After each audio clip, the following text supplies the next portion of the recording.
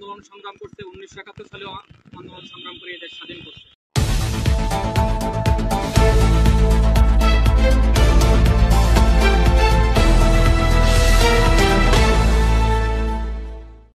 আন্দোলন সংগ্রাম হচ্ছে একটা শক্তিশালী হাতিয়ার।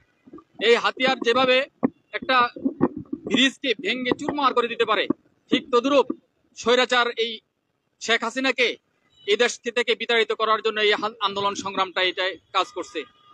আন্দোলন সংগ্রাম দিয়েই দেশ গঠন হয় না।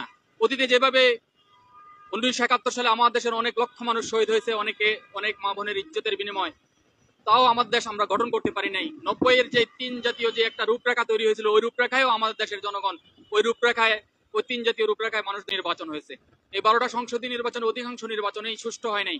তবে সবাই ঐক্যমত পোষণ করবেন, 1991 সালে, 1996 সালে, 2001 সালে এবং 2008 সালে যে নির্বাচনগুলো হয়েছে, এই নির্বাচনে এদেশের জনগণ সুষ্ঠুভাবে ভোট দিতে পেরেছে এবং সুষ্ঠু নির্বাচন হয়েছে। কিন্তু এই সুষ্ঠু নির্বাচনেও আমরা আমাদের নেতৃত্ব নির্বাচন করতে আমরা পেরেছি। ওই সুষ্ঠু নির্বাচনে আমরা যে নেতা নির্বাচন করে নিয়ে এসেছি, তারাকে আমরা আদৌ আমার দেশের জনগণের এই যে ভোটের মূল্য দিতে পারি এবং শর্তের ভিত্তিতে। প্রথম শর্ত এবং চুক্তি হলো 0 থেকে 15 বছর বয়সে যেই বাচ্চারা আছে আমার দেশের জনগণ, বিভিন্ন আমার দেশের জনগণ, এই ছাত্ররা, এই যেই অল্প বয়সের যেই বাচ্চারা আছে, তাদের যথাযথভাবে তারা লেখাপড়া হচ্ছে না এদেশে।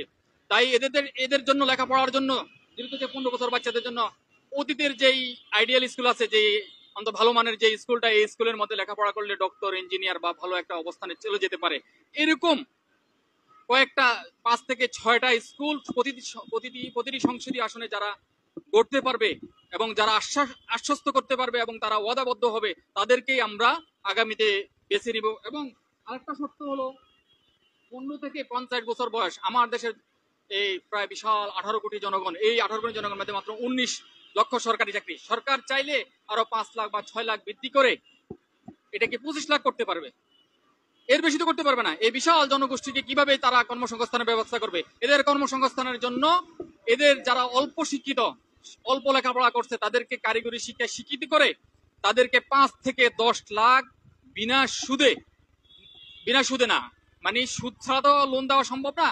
তাই আমি বলতেছি যে তাদেরকে 5 থেকে 10 লাখ লোন দিবে সরকার, গ্যারান্টি নিয়ে।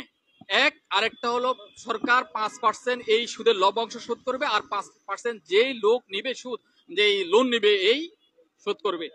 আর 60-এর ঊর্ধ্বে যারা আছে তারা অবহেলার শিকার হয়, তারা যখন বয়স হয়ে যায় তাদের জন্য আমাদের সরকার অতীতে কি করছে, তারা যখন যায় বিদেশ, যখন চলে যায়, তখন তাদের নিজেদের সয় সম্পত্তি বিক্রি করে, বইয়ের গয়না বিক্রি করে, মায়ের গয়না বিক্রি করে তারা নিঃস্ব হয়ে বিদেশ যায়। বিদেশ থেকে যখন তারা ফিরে, তারাও তখনও নিঃস্ব। তাদের জন্য সরকার কি করে? তাদেরকে তারা বৈধ পন্থায় যে রেমিটেন্স পাঠাবে তার 10% সরকার দিলে সরকারের তো কোনো ক্ষতি হয়ে যাবে না। তাদের একটা, যেমন যারা সরকারি চাকরি করে, তারা চাকরি শেষে তারা একটা অবস্থান তৈরি হয়, তারা কিছু ভাতা পায়, বা তারা কিছু চাকরি শেষে তারা একটা অ্যামাউন্ট পায় সরকার থেকে। ঠিক তদ্রূপ তারাও একটা অ্যামাউন্ট পাইতে পারে, যাতে তাদেরকে আমরা রেমিটেন্স যোদ্ধা বলি। তাদের জন্য এদেশ চালিকা শক্তি, তাদের মাধ্যমে এদেশের একটা আর্থসামাজিক উন্নয়ন হয়। আর আরেকটা হলো যারা রপ্তানি কারখানা আছে এবং বিভিন্ন কারখানা যারা শ্রমিকরা আছে, তারা হাড়ভাঙ্গা পরিশ্রম করে এই দেশকে গঠনের জন্য তারা কাজ করে।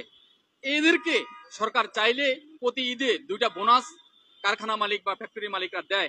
সরকার চাইলে আরো 50% তাদের সাথে অ্যাড করে দিয়ে যদি দেয়, তাহলে এই শ্রমিকের জন্য সরকার কিছু করছে মনে হয় আমাদের। তাই আমি বলবো, এই কয়টা শর্ত সাপেক্ষে আগামী সংসদ নির্বাচনে আমরা ভোট বিক্রয় করব। ভোট চুক্তি এবং শর্তটা থাকবে, এবং আমরা চাইবো এই চুক্তি মতে যারা আসবে তাদেরকে আমরা ভোট দেব, এবং পরবর্তীতে নির্বাচিত হওয়ার পরে তাদের থেকে আমরা জবাব দিতে নিব যে তারা 100 দিনে কি করছে, এবং 6 মাসে কি করবে, তারপরে 1 বছরে কি করবে, এবং 5 বছরে তারা কতটুকু কি সাফল্য অর্জন করছে। এই বলে আমি আমার বক্তব্য শেষ করছি। আসসালামু আলাইকুম ওয়া রাহমাতুল্লাহি ওয়া বারাকাতুহু।